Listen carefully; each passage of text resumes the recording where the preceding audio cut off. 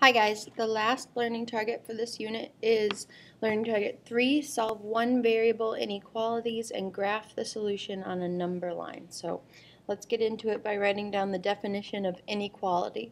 It's a statement that one quantity is less than or greater than another. And so we have four symbols for this. We have the less than or equals to, the greater than, and the greater than or equals to. And I think you've seen these before, so let's just kind of go through and talk about some phrases that would go with an inequality. So if we want at least 6 glasses, at least 6 glasses would mean I want either 6 or 7 or 8 or 9. So I want the number of glasses to be greater than or equal to 6 because I want at least 6. 6 is the smallest quantity I want. Below 40 degrees, so that would be the temperature is less than 40 degrees. Now, at least 6 meant I could have 6. Below 40 means I don't want 40. Okay? Fewer than 20 calories, so calories is less than 20. Again, I don't want 20. At most 10. At most is kind of the opposite of at least. So at most $10 means I want my dollars to be less than or equal to 10. And between 35 and 120 degrees. To do that, we put the variable in the middle. So let's put t in the middle. And then we put a greater than 120, but on the other side we put a less than 35. So t is greater than 35, but 120 is greater than t. Does that make sense? Alright, well then fill in all of this, and let's move on to some examples. Remember, everything I write down, you write down. So if we're going to solve inequalities, it's very similar, almost identical to just solving equations.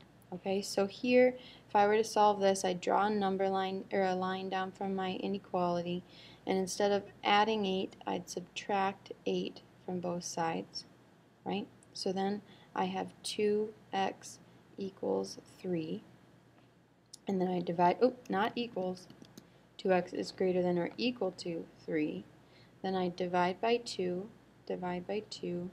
and I have x is greater than or equal to 2/3. 3/2, excuse me. Making this in the morning.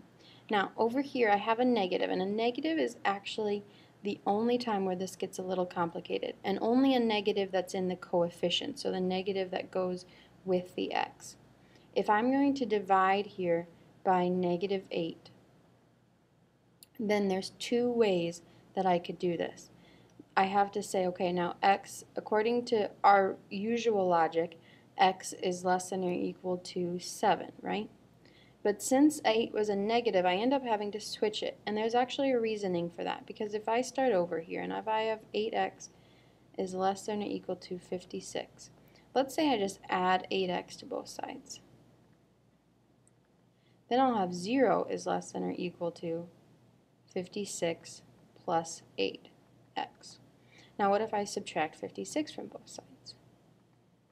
Then I have negative 56 is less than or equal to 8x.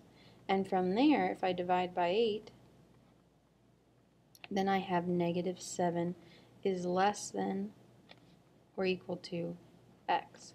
Now, look at over here. If I would have kept this the same, I would have gotten that x was less than or equal to negative 7, when that's not the case, okay? So if you're going to just straight divide, you have to switch the inequality. If it helps you to actually think about why it is, if you want to add it to one side and then subtract the constant, that is okay. Okay, so we can actually do that and the math stays the same.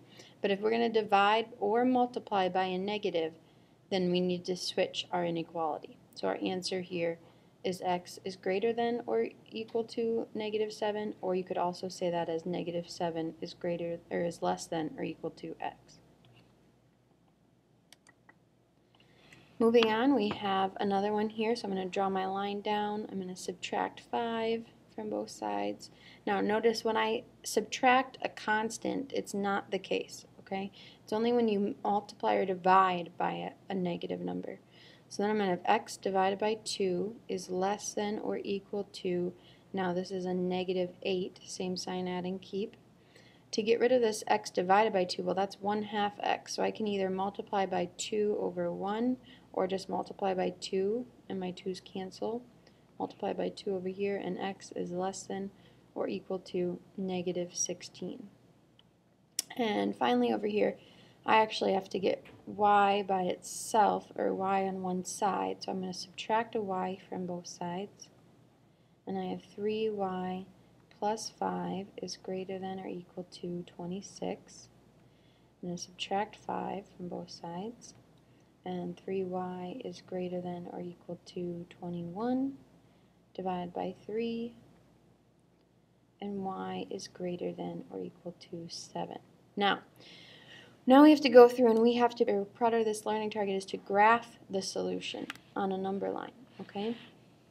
So if you just think about a number line, and I'm not going to require that you make a full number line for each of these. I'm going to require that you have a medium point. So here's 3/2 for us on this one. So if that's 3/2, that's 1.5. So here's maybe 1. That'd be 1.5. Here's 0. And here's 2. Okay. So x is greater than or equals to. When we have a greater than or equals to, we are going to put a closed dot at our value, so at 3/2. And then since x is greater than that, we're going to put an arrow going to the greater than, okay, to anything bigger than 3/2. Over here, maybe my number line will be centered at -7. And that means this way is -6, and this way is -8. 0. You always go to the right? So 0 would be down here somewhere. And since x is greater than or equal to, again we have a closed dot at -7, and we're going towards the greater numbers, since x is greater than or equal to -7.